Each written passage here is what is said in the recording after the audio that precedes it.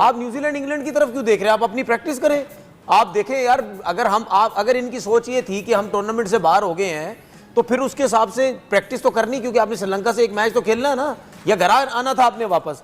तो बात ये है कि इनकी जो प्रिपरेशन है, इनकी जो चीजें नजर आती हैं, ये जो कोचिंग स्टाफ है, मैं तो पहले कह चुका हूं भाई इसको फारिग करें। जब ये फारिग होगा, पता नहीं बोलते हो हम यही रहते हैं फारिग करें, कल श्रीलंका से पहुंच के सेमीफाइनल पहुंच गए तो फिर हमें कोई फारिग ना कर दे, हमें कोई वो ना कर दे भाई। वो नहीं होता। इसमें एक चीज क्या मतलब यार, जैसन गिलेस्पी को और गैरी क्रिस्टन को फारिग नहीं किया इन्होंने? नहीं, वो खुद छोड़ गए, फारिग नहीं किया, दिल चले गए। एक मिनट ना, सुन ले और नहीं सर, मेरी बात सुने, मेरी बात सुन ले भाई। जैसन गिलेस्पी अगर एक मिनट सुने तो सही, जैसन गिलेस्पी अगर छोड़ के गया, गैरी क्रिस्टन अगर छोड़ के गया, अपनी मर्जी से छोड़ के गया ना, तो भाई आपने उनको तो पागल कर दिए तो छोड़ के गया ना, उनको अपनी बेइज्जती फील हो रही है, छोड़ के चला गया। आप ये चाह रहे हैं कि हाइसन को पागल कर दें? नहीं, मैं तो कह रहा हूं पागल होने से पहले इसको बोलो भाई आप चले जाओ। क्यों? क्योंकि वो जिस तरीके से टीम खिला रहा है, वो जिन जिन प्लेयर्स को खिला रहा है, मतलब उसको चश्मा और बेहतर करने की जरूरत है अपने चश्मे को। उसको नजर नहीं आ रहा, साइम अयूब कुछ नहीं कर रहा, खिलाई जा रहा है। आपकी टीम क्या है, इब्रार को बाहर बिठा देता है, कभी फखर को खिलाता है, कभी बाहर बिठाए। जितने भी प्लेयर्स हैं, आपको याद है ना लास्ट मैच जब फखर जमान खेला, हर किसी ने बोला कि यार ये क्यों बैठ रहा है बाहर। ठीक है, सब ने बोला इसको मैचेस खिलाने चाहिए थे, और तुम उसको सारे मैचेस उसको बाहर बिठा रहे हो। एक बात ना, हैसन को तो ये लड़के चूज करके दिए हैं ना, 11 के 11 तो वो अपनी पसंद के नहीं लाया होगा, तो हम सारा नजला ठीक है, माइक हैसन ने बहुत खराबियां की हैं, लेकिन अब हमें मेरे ख्याल से जिम्मेदारी का सिलेक्शन कमेटी है ना यार आपकी, थोड़ा ऊपर जाना चाहिए। नहीं, सुन तो लें भाई, आपकी सिलेक्शन कमेटी में कौन? आकिब जावेद है। आपकी सिलेक्शन कमेटी में कौन है? ये अलीम डार है।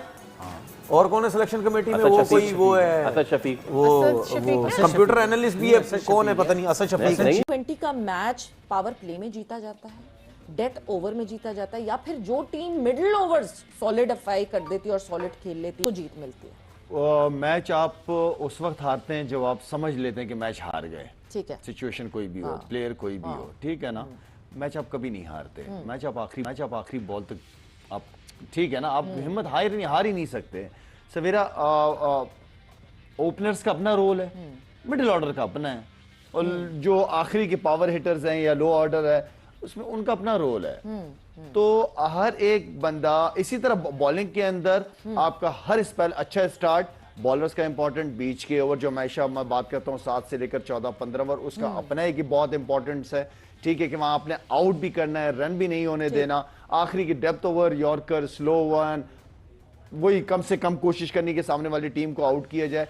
तो मैच तो आप कहीं हारते ही नहीं हो, ये नहीं कि कोई भी आपको ऊपर से जितवा देगा। हाँ, ये है कि अच्छा स्टार्ट। बहुत सारे मैचेस में 6 ओवर में आपको 70-80 रन लगा के दिए, बल्कि 100 भी किए किसी टीमों ने, लेकिन बाद में जाके 6 ओवर के बाद मिडिल में जाके कोलैप्स हो गया, उस तरह एंडिंग नहीं हुई। तो वेरी होती है सिचुएशन के हिसाब से परफॉर्मेंसेस, लेकिन यह है कि जब अपॉर्चुनिटी है तो उसको मिस ना किया जाए। अगर आपको अच्छा स्टार्ट मिल गया तो उसको फिर कैरी करें, उसको फिर सर्कल, आप जो सर्कल फर्स्ट 6 ओवर में आप बैटिंग करते हो वो 7 से लेकर 13-14 ओवर तक आप नहीं करते। अगर आपने अच्छा स्टार्ट मिल गया, हाँ, उस मोमेंटम को कंटिन्यू करो।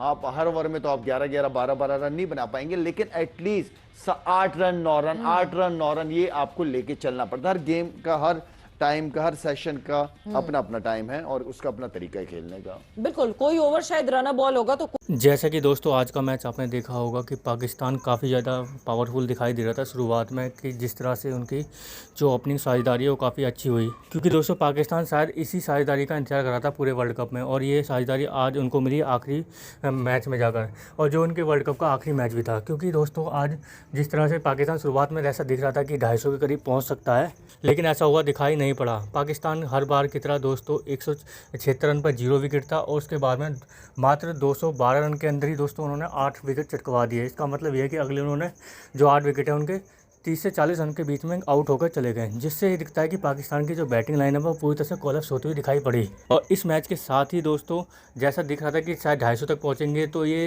वर्ल्ड कप तक वर्ल्ड कप का सेमीफाइनल तक खेल सकते हैं, लेकिन ऐसा होता हुआ दिखाई नहीं दिया, क्योंकि पाकिस्तान इस वर्ल्ड कप से ऑलरेडी अब बाहर हो चुका है, और पाकिस्तान को अब सीधा अपने देश के लिए रवानगी करनी होगी। लेकिन दोस्तों जिस तरह से पाकिस्तान इस पूरे वर्ल्ड कप के अंदर खेलाया गया, तो उससे साफ ये भी दिखता है कि वो डिज़र्व नहीं करता था वर्ल्ड कप खेलना, क्योंकि दोस्तों अगर देखा है तो पाकिस्तान के लिए सिर्फ एक सईद ज़ारा फरहान ही थे जिन्होंने रन्स बनाए हैं, बाकी और कोई भी ऐसा दिखाई नहीं पड़ रहा था कि पाकिस्तान की तरफ से शायद वो खेलने के लिए आए, क्योंकि और कोई बैट्समैन दोस्तों वो ऐसा दिखाई नहीं पड़ा कि शायद खेलने के लिए भी आए हुए हैं। वो तो हर किसी एक तरफ देखा जाए साहिब ज़ारा फरहान पूरे वर्ल्ड कप के अंदर, और इनके जो और खिलाड़ी हैं वो एक तरफ, उन्होंने ही मात्र दोस्तों इनकी तरफ से रन बनाया, वरना पाकिस्तान शायद जो छोटी टीमों जीता उनसे भी जीत पाता। तो दोस्तों आगे देखते हैं वीडियो में क्या होता है।